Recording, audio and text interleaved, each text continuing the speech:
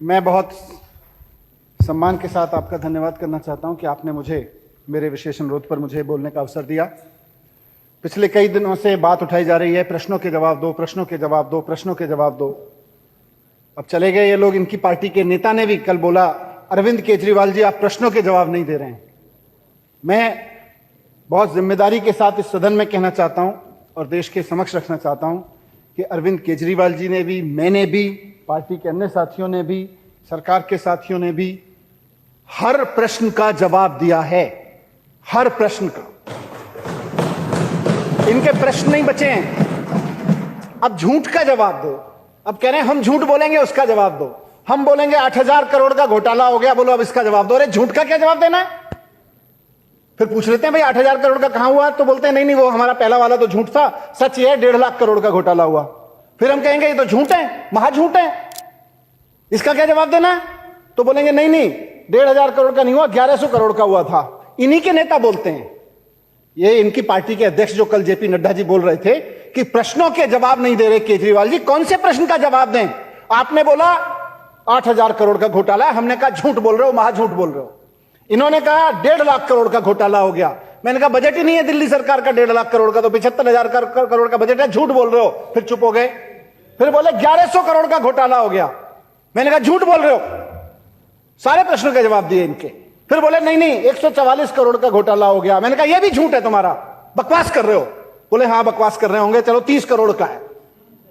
बोले अपनी अपनी सारी बातों को खुद ही झूठ करते जा रहे हैं और हमसे कह रहे जवाब दो। सारे प्रश्नों के जवाब दिए हैं। फिर बोले नहीं नहीं 30 करोड़ का भी नहीं है जी। सीबीआई में इन्होंने, सीबीआई तो इनकी है, सीबीआई से लिखवाया एक्स कंपनी ने वाई कंपनी को बैंक में 1 करोड़ रुपए ट्रांसफर किए हैं, ये मनीष सिसोदिया का घोटाला है। हमने कहा झूठ है। किसी कंपनी ने किसी कंपनी को कोई पैसा दिया होगा तो वो मनीष सिसोदिया का हो गया, तो ये भी झूठ है इनका। सारे प्रश्नों के इनको जवाब दिए अध्यक्ष महोदय। मैं कहना चाह रहा था कि सुनते ये लोग यहां बैठ के, मैं तो इनको बधाई दे रहा था कि जेपी नड्डा जी इनकी पार्टी के अध्यक्ष हैं। कल उन्होंने अरविंद केजरीवाल जी को बार बार कहा प्रश्न करो, प्रश्नों के जवाब दो, प्रश्नों के जवाब दो। मैंने सोचा मैं बधाई दे देता हूं जेपी नड्डा जी के नेतृत्व में और आदरणीय प्रधानमंत्री जी के नेतृत्व में पार्टी बड़ी हो गई है और बड़ी होते होते देश की बड़ी पार्टी हो गई है। कहते हैं दुनिया की सबसे बड़ी पार्टी हो गई है। गुंडागिरी से शुरू हुई, गुंडागिरी करते करते दोस्तवाद पे आ गए, दोस्तवाद को करते करते ऑपरेशन लोटस और खोखा खोखा करने लगे। वहां से करते करते बधाई है इन लोगों को कि इनकी पार्टी बच्चा चोरी पे तक पे आ गई है। रेलवे स्टेशन पे सवारियों के सोए हुए बच्चे ये लोग चोरी कर रहे हैं।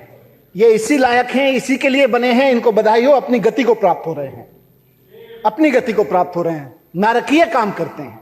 लेकिन उसके बावजूद मैंने कहा कि मैं प्रश्नों के जवाब दे रहा हूं। सारे प्रश्नों के जवाब दिए हैं अब तक। सारे प्रश्न इनके झूठे हैं, सारे प्रश्न इनके मनगढ़ंत हैं, कोई फैक्ट नहीं है। मैंने कहा कि आपने सीबीआई भेजी है, मैं एक एक प्रश्न का जवाब दूंगा। मैं अपने घर में सीबीआई को वेलकम किया। मैंने कहा मैं पूरा सहयोग करूंगा, मेरा पूरा परिवार सहयोग करेगा। घर तलाश लो, कुछ मिले तो बताओ, जो सवाल पूछने पूछो। 14 घंटे तक मेरे घर में सीबीआई रही। 14 घंटे में जो उन्होंने पूछा, देखना चाहा देखा, पूछना चाहा पूछा। मैंने हर प्रश्न का जवाब दिया। जेपी नड्डा जी सीबीआई भेजी थी, उसी से पूछ लो। अगर मेरी बात यहां पब्लिक में समझ में नहीं आती है तो सीबीआई तो आपकी भेजी हुई थी, उससे पूछ लो। भाई मनीष सिसोदिया ने इस प्रश्न का क्या जवाब दिया? जो यहां खड़े होकर दे रहा हूं वो वहीं दिया। क्या जवाब दें? जवाब तो सारे दे दिए। आप अपनी सीबीआई पे भरोसा नहीं कर रहे कि सीबीआई वाले आपको सच बताएंगे। सीबीआई वाले भी कह रहे हैं जी हम संतुष्ट हैं, इनके घर से कुछ नहीं मिला। सीबीआई वाले भी कह रहे हैं जी पूरा घर छान मारा, कुल मिला के मतलब छोटे से खर्चे के पैसे घर पे मिले, बीवी के छोटे से गहने, मतलब अभी मजाक कर रहे थे बाहर निकल के लोग। आज अभी मैं लॉकर से आ रहा हूं, इनको लग रहा था बहुत लॉकर में पता नहीं क्या क्या सामान होगा, क्या क्या सामान होगा। कुल मिला के 70-80 हजार रुपए का, उसमें गोल्ड के भी छोटा मोटा है, उसमें चेन भी है, उसमें बच्चा पैदा हुआ था मेरा 15 साल पहले, उसका झुंझुना भी है। वो सारा मिला के 70-80 हजार रुपए आज की वैल्यू का सामान नहीं निकला। फिर जब इनका नहीं चला, फिर झूठ। अब जवाब तो ये दें, कहां से झूठ बोलते हैं? इन्होंने अभी थोड़ी देर पहले मैं वहां से चला, मैं बता के चला सारे मीडिया को कि मेरे घर से कुछ नहीं निकला। मेरे बैंक लॉकर का इतना इन्होंने हल्ला मचाया, बैंक लॉकर तलाशेंगे, बैंक लॉकर तलाशेंगे, उसमें से निकलेगा, उसमें भी कुछ नहीं निकला। मैंने सारा बताया, मेरे पास सारे सर्च मेमो हैं, क्लीन चिट मिली है मुझको। प्रधानमंत्री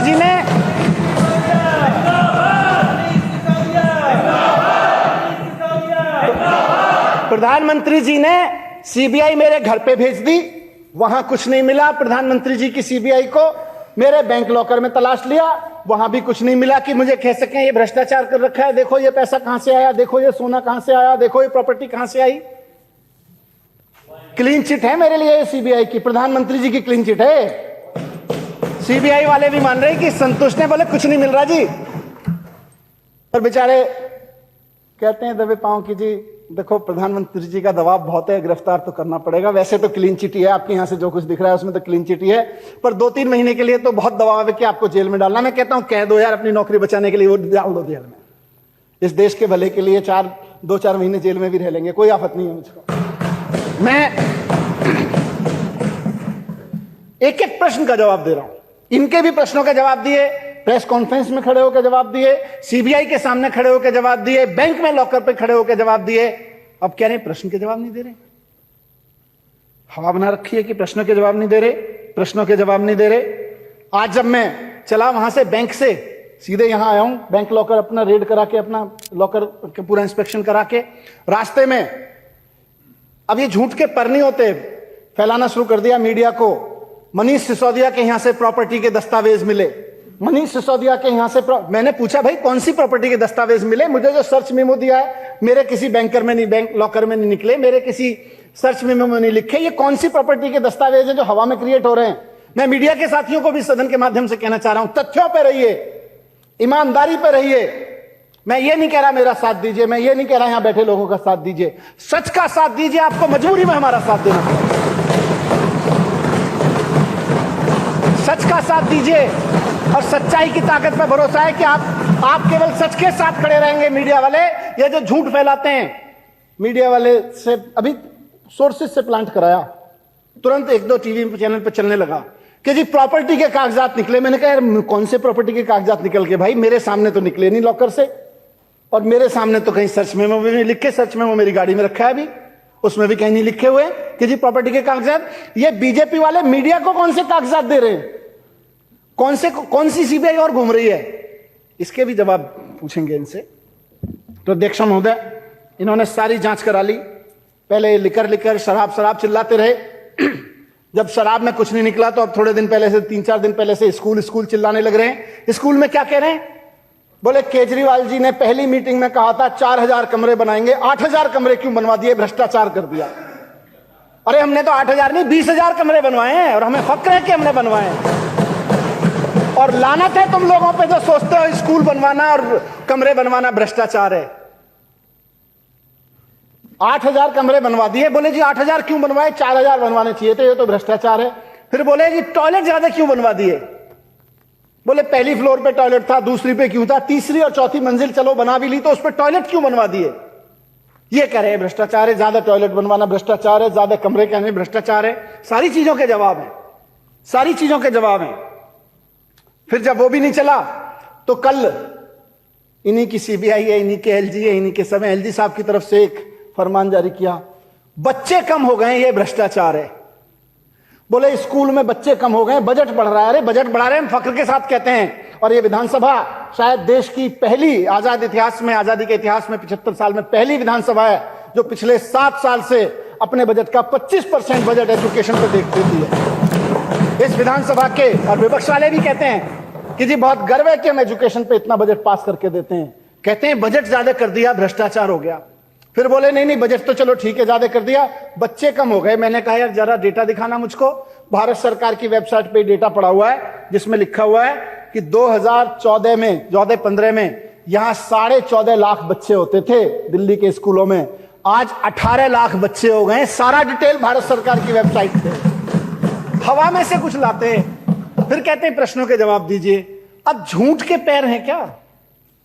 आपके झूठ का भी जवाब दिया हमने कि झूठ बोल रहे हो, झूठ बोल रहे हो। मैं कहना चाहता हूं कि आपने खूब रेड मचाई मेरे घर में, खूब तमाशा किया। आपकी सीबीआई के भी सारे प्रश्नों के जवाब दिए, आप सीबीआई से पूछ लो, आपको मेरे प्रश्नों के जवाब मेरे उससे मिले हों, मैंने बता दिया कुछ नहीं मिला, कहीं कुछ नहीं है और सब बकवास है, सब झूठ है। फिर भी रोज खड़े होकर कहते हैं जवाब दो, जवाब दो, जवाब दो, जवाब दो। हमने तो आपके एक एक सवाल का जवाब दिया, अब आप हमें जवाब दो। ये सदन कल से पूछ रहा है बार बार, इस सदन में बार बार उठ रहा है, देश में पूरा सवाल उठ रहा है। मैं प्रश्न पूछता हूं और जेपी नड्डा जी और भारतीय जनता पार्टी के नेताओं जवाब दो कि प्रधानमंत्री जी ने दूध और दही पे भी जीएसटी लगा के इतना पैसा सरकार में कमवाया, आम जनता से इतना पैसा लिया प्रधानमंत्री जी ने, दूध और दही जैसी चीजों पे भी, बिस्किट पे जीएसटी लगा के, आम आदमी के चाय बिस्किट पे भी जीएसटी लगा के जितना पैसा कमाया, उसको अपने दोस्तों के कर्ज माफी करने में क्यों लगाया, इसका जवाब दो।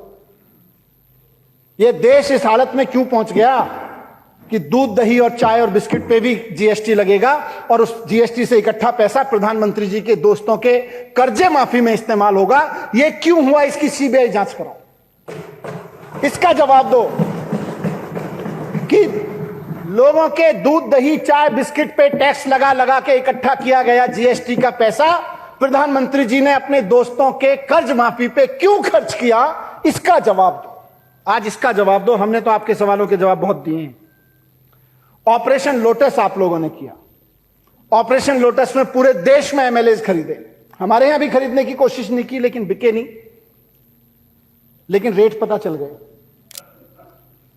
इसी रेट के हिसाब से भी अगर देखें तो 6300 करोड़ रुपए इन्होंने एमएलए खरीदने पे खर्च किए हैं। ये 6300 रुपए कहां से आया, जेपी नड्डा जी और प्रधानमंत्री जी, इस बात का जवाब दो। सीबीआई की जांच करो, ईडी की जांच करो कि एमएलए खरीदने के लिए और खरीदे गए एमएलए को बड़े बड़े 5 स्टार होटलों में रुकवाने का पैसा कहां से आया, इस बात का जवाब दो। ये 63,000 करोड़ रुपए कहां से आया, 6300 करोड़ रुपए कहां से आया।